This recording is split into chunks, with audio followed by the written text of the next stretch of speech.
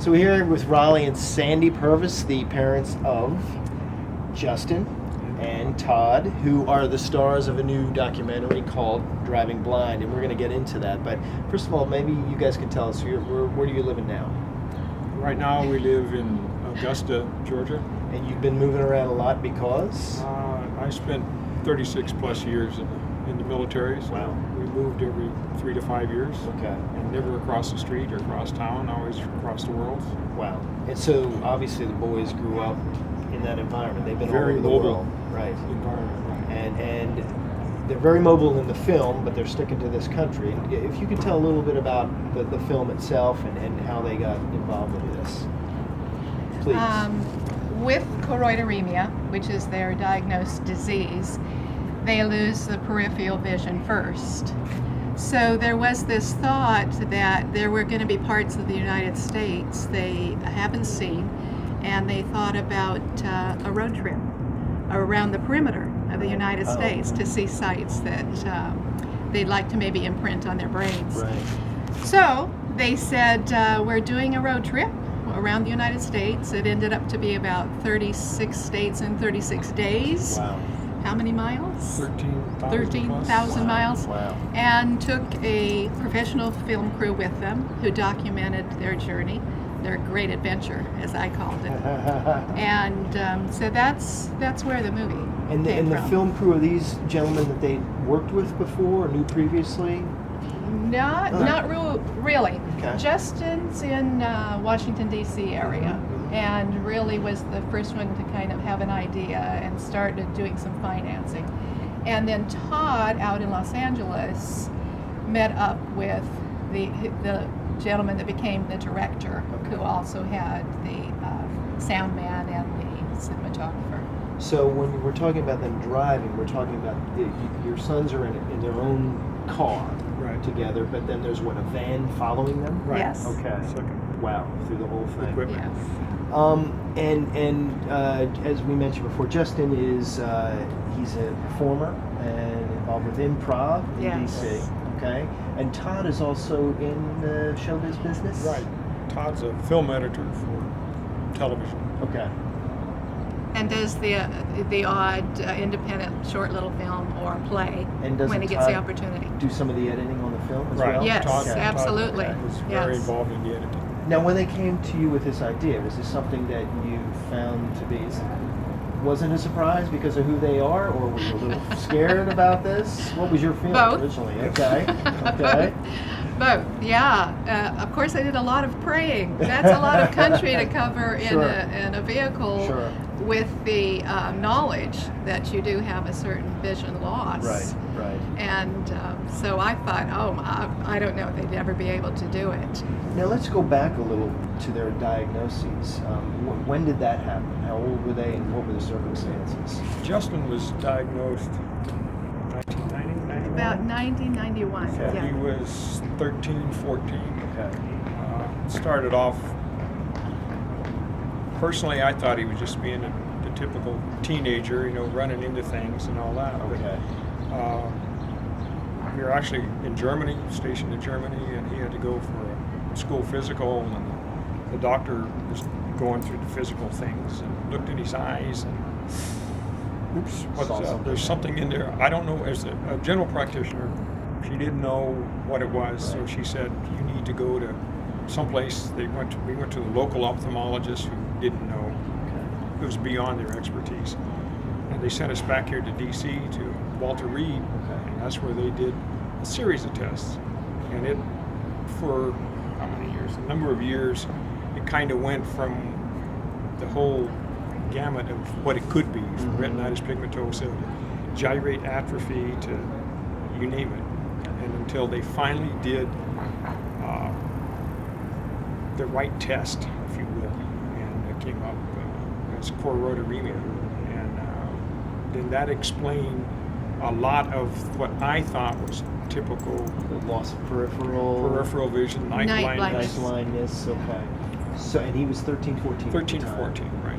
And what was your initial feeling about this when you finally found out what it was? Well, actually, if we go back to about 87 and 88, We were in Louisiana at the time.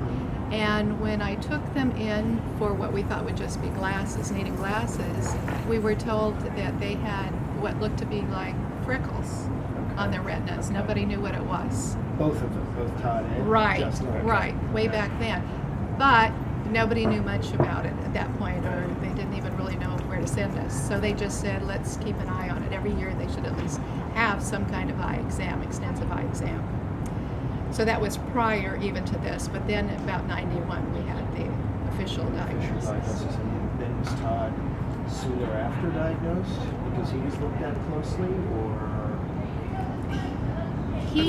was he not showing any symptoms of that? He wasn't showing the symptoms that okay. Justin was. So you weren't Wasn't worried as about severe. that. Okay. Right. When was he finally diagnosed then? It wasn't until about, I would say about maybe 06. Okay. Officially. When he was out in the Los Angeles area and went to see some specialists. I think he and we felt that he had choroideremia, but I don't want to say that.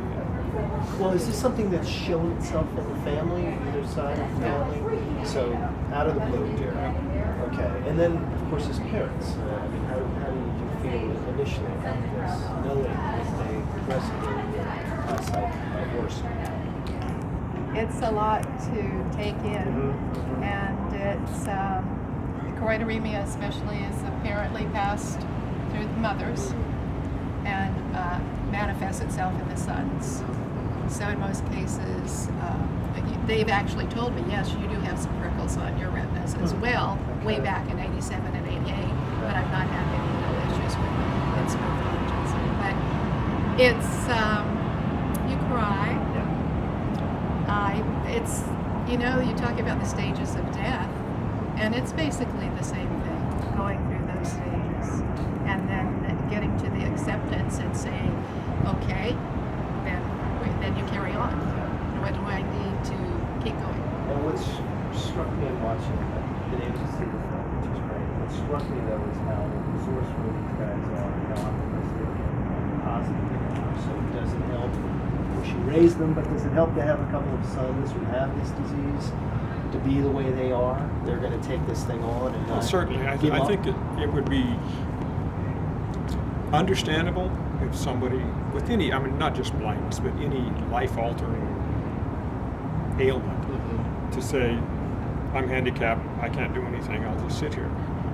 We just watched, or listened to a speaker prior to coming here who's been blind since birth, and the only thing that you notice is he doesn't see with his eyes very well, but he does everything he wants to do. Right, very successful. Right. So, Sandy is very fond of saying, we all got something. So everybody's got something to deal with. that you have to deal with, whatever that is. I think too, being part of a military family and being uprooted every 3 or 4 years. Right. Brand new place, brand new people, and you've just, okay, how do I carry on? And it's evident in the film that no matter where these guys were going, they can calculate themselves pretty quickly to their environment, and they've met quite a few people along the way, both sighted and visually impaired. And they also continually ask people to face the camera and answer the question: if I knew I was going to go blind, what's the last thing I'm going to see? Which I thought was a really effective kind of motif throughout. But the film that now you've seen the end product, how do you feel about it? Is there a highlight or two for you guys that you really? Gramps in no pants. Is that who that gentleman is? Is that your father? That's their grandfather, right, yes, my dad. Right, at one point they pay a visit late at night, they've already gone to bed. He comes out and answers the door. I wasn't sure, okay. Yeah. And then they talk about how they got there, the directions, how they got there. Is there a highlight for you in the film, aside from them at the end paying a visit to you guys at George? Well, I think when it was, what am I trying to say, many scenes where it was just Todd and Justin talking about this eye ailment that they have, right. And that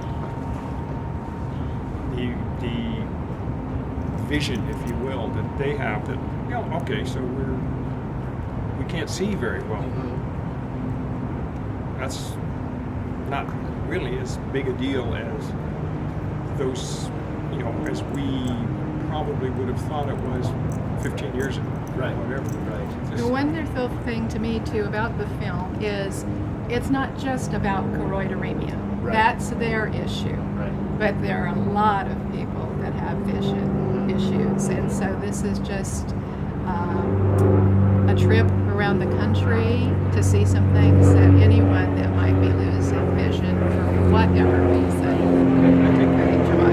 on a totally unrelated viewpoint is everywhere they stop and talk to people, some of the families, some of the people they talk with either have choroideremia or their family member does. Others were just people at roadside restaurants that they were talking about, and they say, "Oh, you need to go over here," and it just shows to me anyway that America still, it's a great country. People are friendly. Right. We got some issues, but that's okay. And you can go on an adventure by driving Right. across and you're back across the, and I think that came out too, that even if you don't have some kind of disease, eye or otherwise, go on an adventure, do things that you were thinking you can hold off till whenever. It's the film right now has been shown at many festivals, continues to be there. It may get distribution fairly soon. Are you guys excited for them that all this is happening? You're wearing the T-shirts here. Is this kind of the motto here? Yeah, that was kind of the original motto that they came up with. Can we turn around, Raleigh, and see? There it is. www.drivingblind.net. Okay. All right. Great. Hold on a second. And in terms of what's going to happen next with the film, what are you hoping will happen with it? And it'll get a Worldwide distribution. right? So that others can see it, Right. obviously. Right, because vision loss and vision issues don't just affect the USA. Yeah. I right. mean, people around the world have issues with vision, and just coming to accept it. Sit down, make a list of your skills and talents, the things that are positive in your life, and then just going forward, making the most.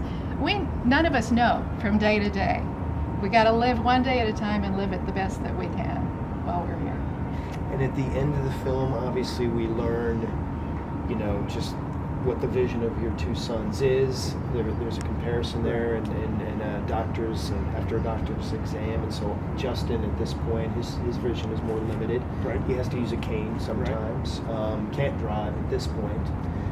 Whereas Todd seems to have lost a bit of vision, but he seems to be able to function. Justin has about 14% of his vision. Okay. And Todd has, on average, 40 to 50%. It's Okay. a little different in each eye. But, Okay. Todd still drives. Daytime. In the daytime. Right. And he, I'm sure, drives on the same route, so he knows what to expect, more or less. He never can always expect everything. Right. And they've figured out how to cope, how to manage. Right. That's the important thing, I think. So you guys hoping to show up at the the red carpet at the Oscars? It would be nice. Is that It what would be what you nice. got in your head right now? It would be nice. Well, let's hope for the sake of getting the film out there, you guys can get there, because I think it's well worth seeing. I've had the chance to see it, and it's really it's an awesome film. So unless there's anything else you might like, well, first of all, this is your first Visions, right? Visions No, it's our conference? second. Oh, it's your second. We were I'm here sorry. 2 years ago. 2 years ago. When it was okay. in Baltimore. Okay.